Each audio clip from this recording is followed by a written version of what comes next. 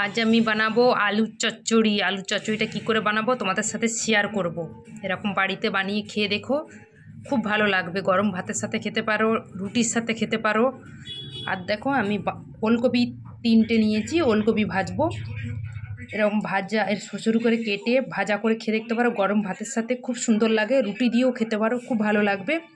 আর আমি আলুর চচ্চড়িতে এই দেখো টমেটো নিয়েছি, পেঁয়াজ নিয়েছি, কাঁচা লঙ্কা দিয়ে নিয়েছি আর রসুন নেব। ওলকপি ভাজছি, ওলকপি ভাজায় জিরে ফোড়ন দিয়েছি আর কাঁচা লঙ্কা দিয়েছি, ওলকপিটা ভাজছি।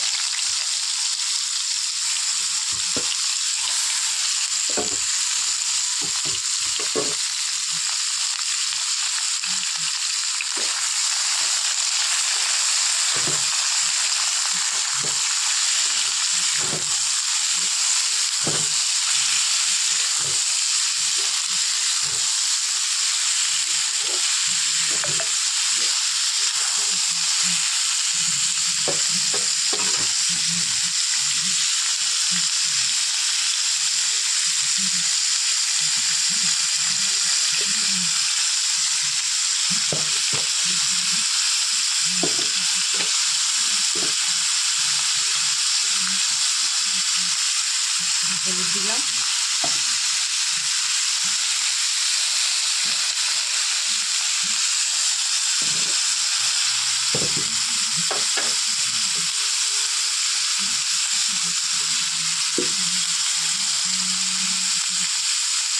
পরিমাণ মতো নুন দিলাম। এবার এটা নেড়ে করে আমি এটা ঢাকা মারবো।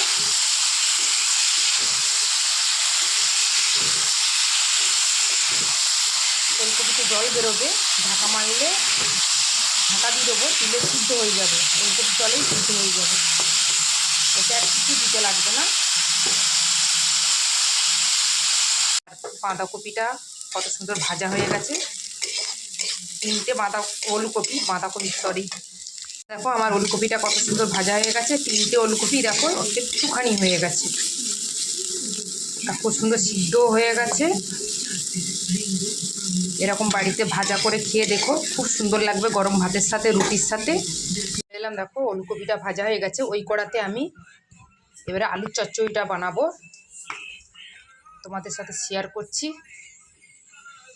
দেখো 5 ফোড়নের গোটা জিরে দিলাম, কাঁচা লঙ্কা দিলাম। কাঁচা লঙ্কা 10 মিনিট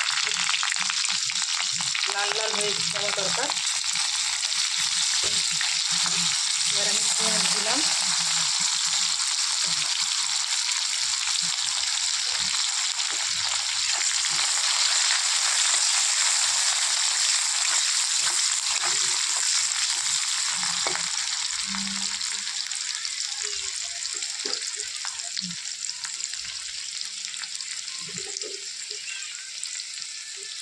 পেঁয়াজটা বেশি লাল করবো না, যেহেতু আলুর সাথে চচ্চড়ি বানাবো, আলুটা চচ্চড়ি করবো, সেই জন্য পেঁয়াজটা বেশি লাল করবো না। আর তেলটা বেশি রেখেছি। এবার দেখো এটা আদা রসুন পেস্টটা দিয়ে দিলাম আমি। আমার বাটার জায়গা নেই বলে তাই জন্য আমি পেস্ট নিয়ে আসলাম।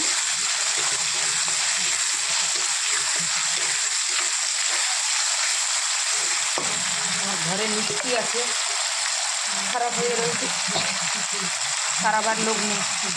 যে কোনো কাজে আমি যতক্ষণ না হাত লাগাবো আমার বাড়ির কোনো কাজই হয় না। নুন অ্যাড করলাম, এবার হলুদটা দিয়ে দিলাম। হলুদটা বেশি করে গেছে।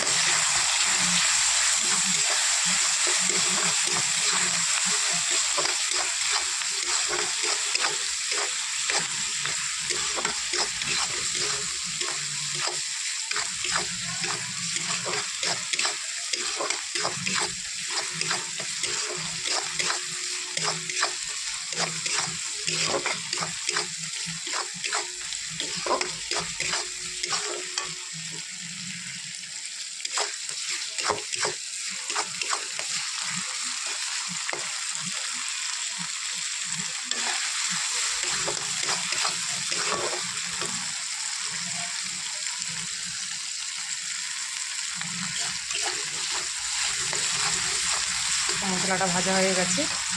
এতে আমি আলু আর কটা মটর ছিল অ্যাড করেছি।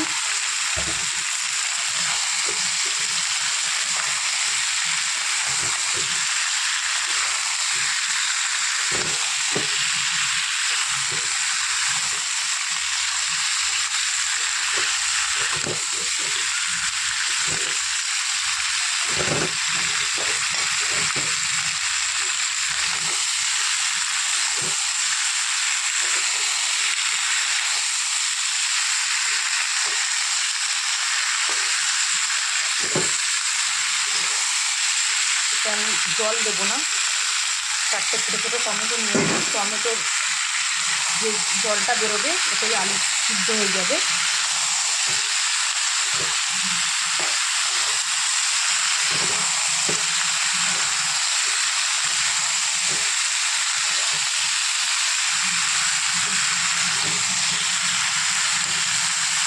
আর কাঁচা লঙ্কাটা তেলের উপরে থাকলে কি হয়, শুকনো কালারটা আসে।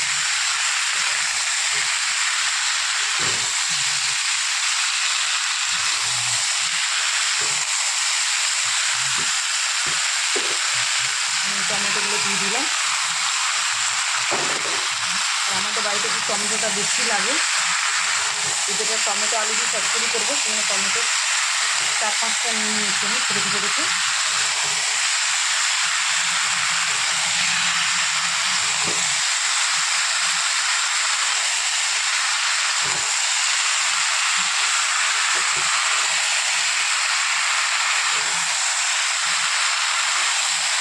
তোমরা আমার মতো বাড়িতে বানিয়ে খেয়ে দেখো,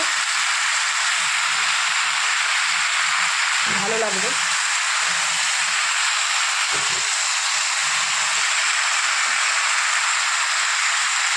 একটু আলুটা বেশি নিয়েছি, যেহেতু ছেলেটা সকালবেলা না খেয়ে কাজে বেরোয়, একটু আলু চচ্চড়ি থাকলে মুড়ি দিয়ে খেয়ে যেতে পারবো। তাহলে এবার আমি ঢাকা মারছি।